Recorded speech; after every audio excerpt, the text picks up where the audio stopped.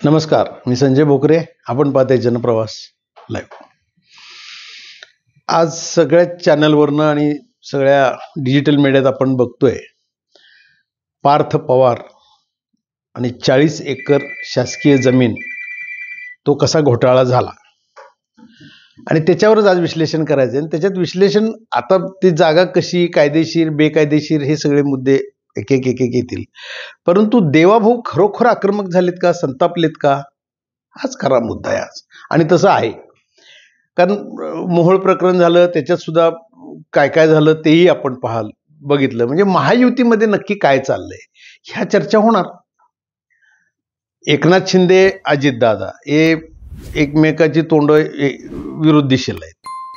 ह्यांचं काय चुकीचं झालं की त्यांनी त्याच्यावर बोट ठेवतात, त्यांचं चुकी झाली की हे बोट ठेवतात. भाजपवाले एकमेकाची भांडणं ही दिसत आहेत. परंतु आज या पार्थ पवारांचा हा घोटाळा एवढं सगळं चाललेलं आहे की अजितदादांनी तर सरळ सरळ स्पष्ट सांगितलं की मी उद्या बघीन, मला काय एवढं त्याच्यात जे चुकीचं असेल त्याच्यावर कारवाई होईल. म्हणजे तो मुलगा असला तरी सुद्धा त्याच्यावर कारवाई होईल असं त्यांनी स्पष्ट केलं. आता ते आज उद्या समजून एक 4-8 दिवसात सगळे चित्र स्पष्ट होईल. जिल्हाधिकारी सुद्धा म्हणतात आता कमिटी नेमलेली आहे, सगळं आहे. बावनकुळे महसूल मंत्र्यांनी तर स्पष्टच केले, माझ्याकडे तक्रारच आलेली नाही, तक्रार आली तर मी कारवाई करेन. अंजली दमाने तर आता सगळी कागदपत्र गोळा करूनच त्या मंगळवारी बहुतेक महसूल मंत्र्यांच्याकडे जातील. परंतु ह्याच्यात राजकारणाचा मुद्दा आणि सगळ्यात महत्वाचा मुद्दा म्हणजे काय, तर आत्ता एकनाथ शिंदे यांच्या गटात मात्र आनंदोत्सव साजरा केला जातोय का, तर हो.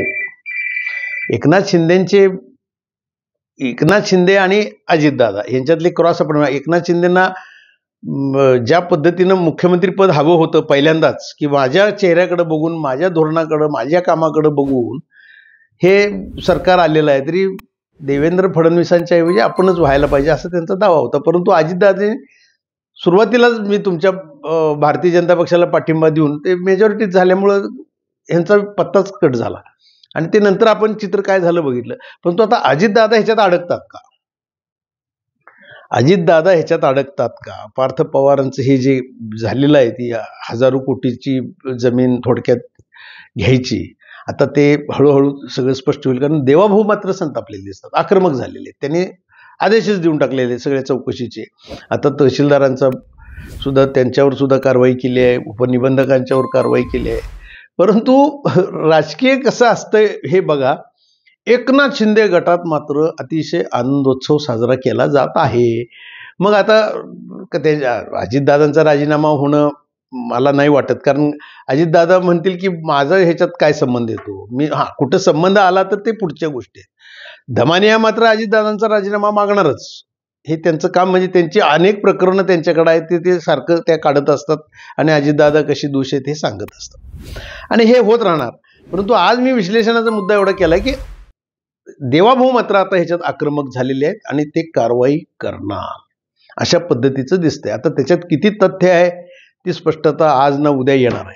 परंतु एकनाथ शिंदेचे आमदार, एकनाथ शिंदेच्या गटातली सगळी माणसं मात्र अतिशय आनंदानं नाचू लागलेली आहेत. आता याच्यामध्ये सुप्रियाताईंनी पाठराखण केले पार्थांची, पार्थ असं करणार नाही. आणि परत ह्याच्यात राजकारण, खडसेंनी पण लगेच ह्याची चौकशी झाली पाहिजे, कारण त्यांचंही प्रकरण असंच होतं, त्यांच्यावर कारवाई झाली, त्यांनी राजीनामा दिला. मग त्यांनी सुद्धा मागणी केली की अजितदादांनी आता राजीनामा द्यावा. मग ह्याच्या मागं सुप्रियाताई तर असं बोलतात, म्हणजे पवार घराणं ह्या निमित्तानं आता पुन्हा अजितदादा आणि पवार, शरद पवार हे कदाचित एकत्र येतात का काय, सुप्रियाताईंच्या एकंदर स्टेटमेंटवरनं असं वाटतंय ना. कारण ते पवार साहेबांची बोलल्याशिवाय तर पार्थ पवारांशी सुप्रियाताई बोलल्या नसाव्यात.